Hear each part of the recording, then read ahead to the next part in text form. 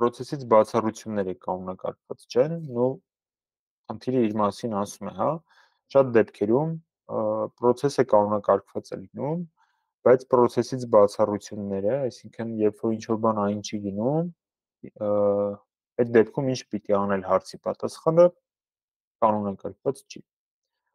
Այսինքն իդեալական դեպքում, երբ որ բոլորը իրենց աշխատանքը ճիշտ են անում եւ ոչ մի չեպետ չի լինում,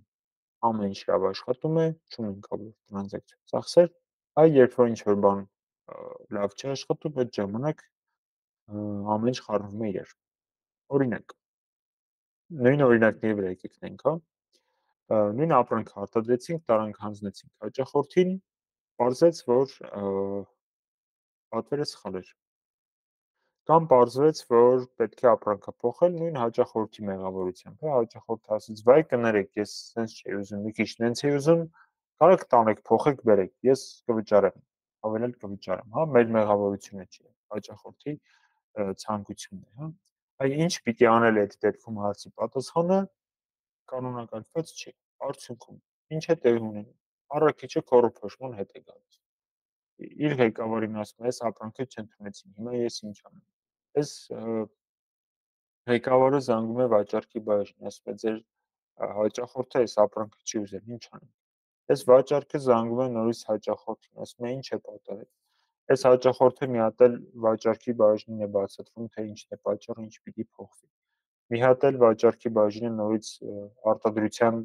փոփոխության պատվեր է ուղարկում արտադրության փոփոխություն կատարելու։ Արտադրությունը իր պլանները փոխում է այդ աշխատանքը անելու եւ նորից ուղարկելու համար։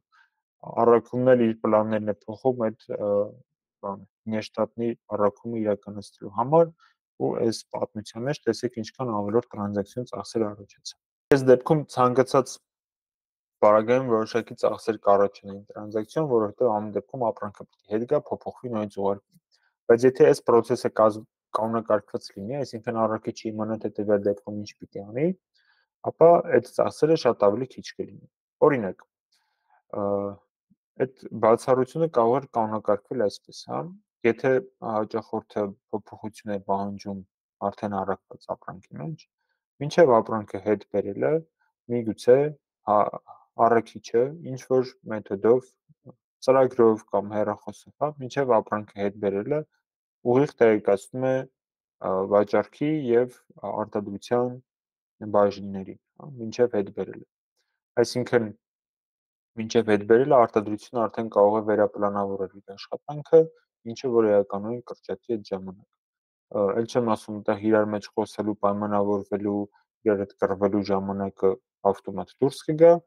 եւ ժամանակին վերապլանավորումը ավելի կհեշտացնի բոլորի աշխատանքը։ Ու սենց բազմաթիվ բացառություններ կան, բոլոր process-ներում այդ բացառությունները կան։ Իհարկե բոլոր process-ների բոլոր բացառությունները հնարավոր չի կանոնակարգել, այստեղ պետք է ուրեմն բան անել, հա, նայել թե որոնք են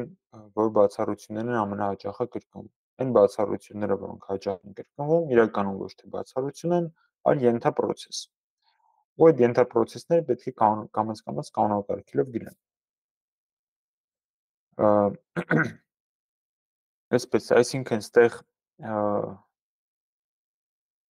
ինչպես լուծել հարցի պատասխանը հետևյալն է, հա, այն նույն process-ի պատասխանատուն, ով վերևի կետում կար, պիտի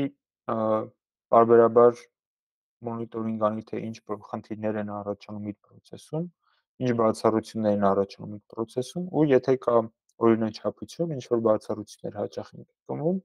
դրանք ներկայացնի կանոնակարգման, հա, այսինքն տա այն կառավարման համակարգի պահպանման պատասխանատուին, ասի մենք սենց process ենք հաճախ ունենում, կանոնակարգված չի, խնդրում եմ մեզ պատմեք, թե ոնց պիտի մենք այս դեպքերում աշխատենք, որ սրանից հետո միշտ տենց աշխատենք։